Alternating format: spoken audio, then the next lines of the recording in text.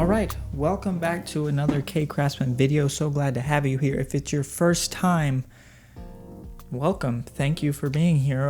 We're a woodworking channel, make woodworking build videos, and now I'm going to start doing a weekly, bi-weekly woodworking vlog. So how is that going to be different from the normal videos that we do? Well, the normal videos that I make are all build videos, and it's just me breaking down the process of making a certain project. So you can gather inspiration, knowledge if you need it, and tips and tricks along the way that I hope that I can share with you guys to learn. But these weekly / bi-weekly, I'm not sure how I'm going to do it yet, vlogs are going to go kind of more behind the scenes of a woodworking business and different things going on, maybe some fun challenges in the future. So today I just wanted to go over this design concept that I came up with. Now let me show you kind of the inspiration behind this. So this is the inspiration that I had really for this piece, is these keepsake boxes that I made.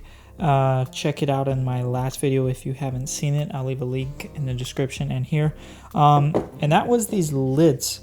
And so taking them off the boxes aside, laying these out as such, and having each of them just be like a little drawer. So I originally designed the first box with a kind of a 2x2 drawer type scenario, but then I went to a 4x1, a longer thing here, mainly because my fiance said it would be better for us to have it this way. So I did it like this because I'm gonna make the first one for her, and it'll just be like a makeup drawer to put jewelry in and stuff like that. But this is like an apothecary box, you know, that you would see kind of those cool little boxes with wooden drawers. So yeah, that's kind of where I got the inspiration for this project, was the lids of these boxes. So yeah, that is basically how I came up with that design. You see, we can make another one that's 4 high that could just go. See, there's so many different combinations we could do. The possibilities are endless. So let me show you the project so far, and I'll explain along the way some of the inspiration behind this. So here I'm in SketchUp, and you could see the basic thing I have going here. These are little, this is a little box that basically, this is just a little box with drawers, a little wooden box with wooden drawers. It'll be on, you know, wood slides. There won't be any like really metal drawer slides. It's all wood. And this is what someone call an apothecary box, which is used for all sorts of things. It's just it's a nice decorative box of drawers that you can put things in. In my fiance's case, she's going to use it for makeup, nail polish, stuff like that. So I first started out with this 2x2 concept here, and again, you could see, as I explained prior, this is the same lid, the same exact dimensions as these lids from the keepsake boxes. So same dimensions, same everything. And now in this project, I've designed it in such a way that I conserve, how would you call it? Not conserve, but recycle parts from existing projects. Because my business, K Craftsman, we're eventually launching a website to sell, for now, small to medium size projects. And this hopefully maybe being one of them, but these keepsake boxes definitely. So we're taking this one design element from this and transferring it into another project. Now that's good for a few reasons. Let me explain those.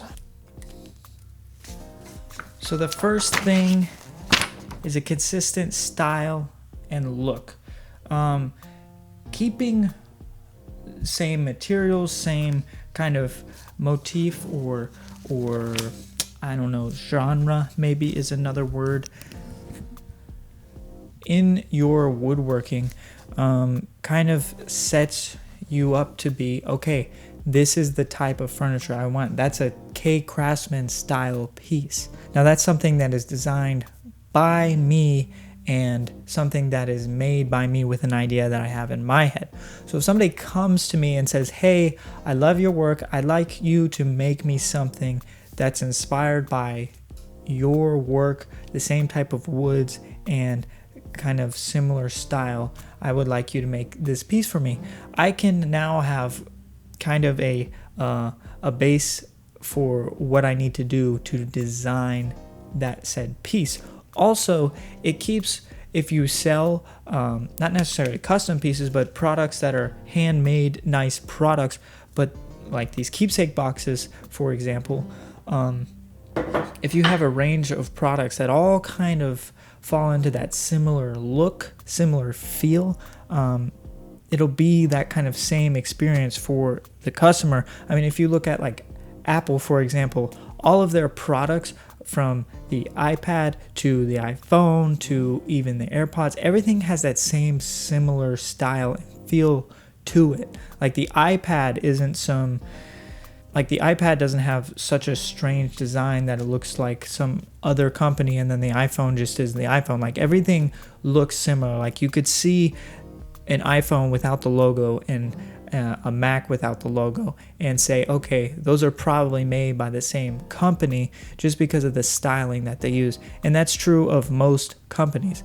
Now, you can have different styles within your within what you do, but I think it's important to kind of set, at least if you're going to be launching products and selling products, to have a similar look and feel throughout all those products. Not making them the same. All of them have different functions. These keepsake boxes have different functions.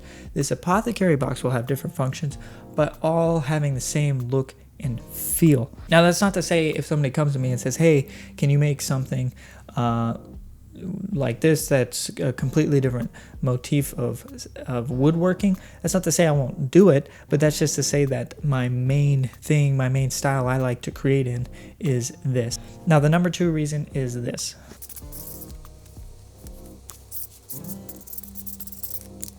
Efficiency and optimization. So what I mean by that is, again, like I said, these pieces here come from the same stock, the same material, and is cut the same length and width as the drawer fronts that'll be on these apothecary boxes. So the only exception being the apothecary drawer fronts will not have this rabbet around it, but that's fine, I just don't add it. And also the handle is the same.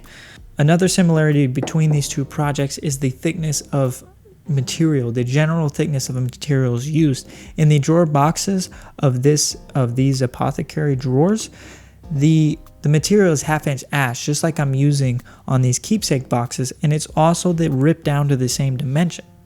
So that when I'm milling lumber and I'm maybe have orders for both projects, I can mill lots of lumber to the specified dimensions that I need, and I could use those on a wide variety of projects. So that way I don't have to keep changing setups on different machines and always having to go back and forth because this material is 5/8 and this material over here is 1/2 inch and I'm using 3/4 in this one spot, but on this project I'm using the same lid but it's a 1/2 inch bigger, so I have to I have to change all the setup.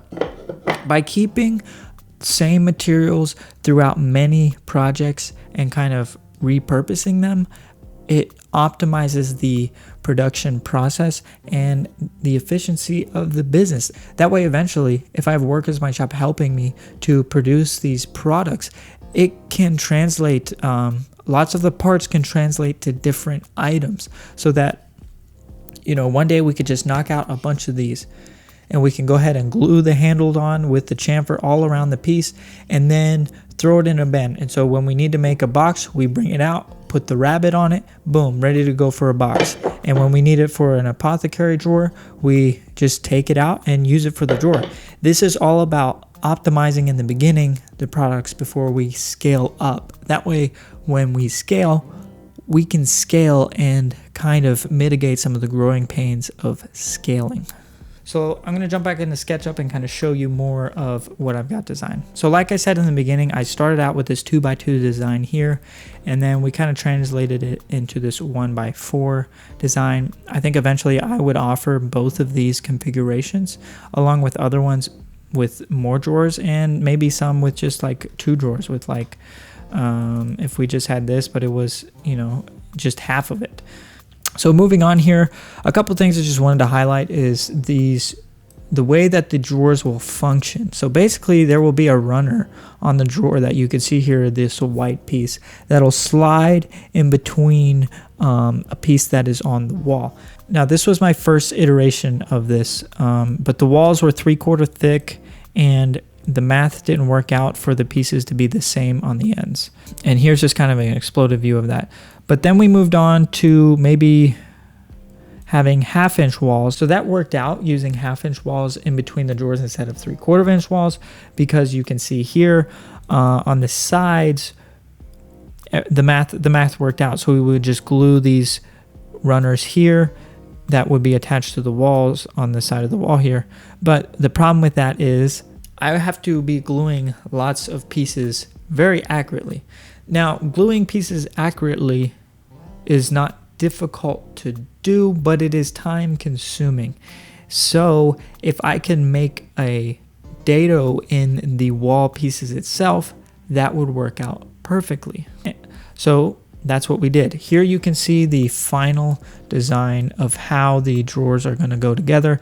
The top is missing here, and that is with 1, 2, 3, 4, 5, and that's with 5 1/2 inch walls here, each of them with a dado in between it that the drawer runner will slide into, and all of that will be waxed so they will be able to move freely about each other. Now the box itself is just going to be a finger joint, just going to be this exposed finger joint look that you can see here. I messed around with maybe doing kind of different type of finger joint look here, but I think I like the total joint of going through each piece. So I don't think we're going to do this one. So yeah, that's the box so far. And now the program I use is SketchUp. You can download it for free. Just look up SketchUp 2017. I think that is the year that you can download the free version of it.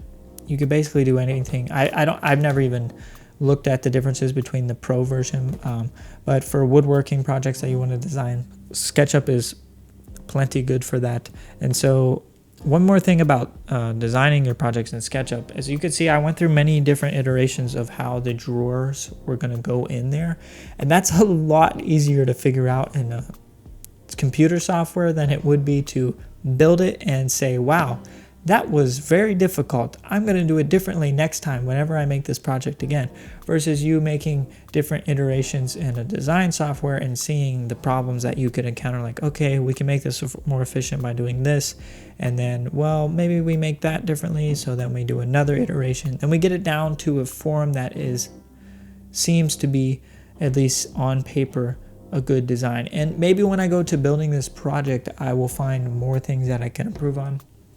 But for now, I think we've got it down pretty well in SketchUp. And so hopefully we can begin building this project in the coming weeks. So stay tuned for that. So that's just a little insight on the design that I do for different projects, how I get ideas and inspiration, and a little insight to why I might do certain things. And so yeah, that is just the first episode of this wood blog style thing. Still not sure of the name of it, and I don't really have a general topic that this is going to be. It's just going to be, random wood related stuff. If I want to show you different tools or take you along to the lumber yard that I go to, or do some fun just challenges that are kind of separate from the actual build videos, that's where these will all be. And like I said, it'll be either weekly or bi-weekly. Still not sure, still trying to get a schedule down. We're in the process now of designing our website and getting all of that organized and up so we can start selling some of our products. But in the meantime, thank you so much for watching today. So hopefully we can get to that project soon. I've got plenty of different build videos planned along with these vlog type videos as well. So thank you so much for watching. If you learned anything from this video, leave a like. Any comments, questions, discussions you want to have, let's have it down in the comment sections below. Make sure you're subscribed if you're not already, and to have updates during the week of what's going on, what I'm building, what I'm working on. Follow on Instagram, Facebook, TikTok. I'm posting stuff on there throughout the week. So thank you so much for watching, and we'll see you in the next video.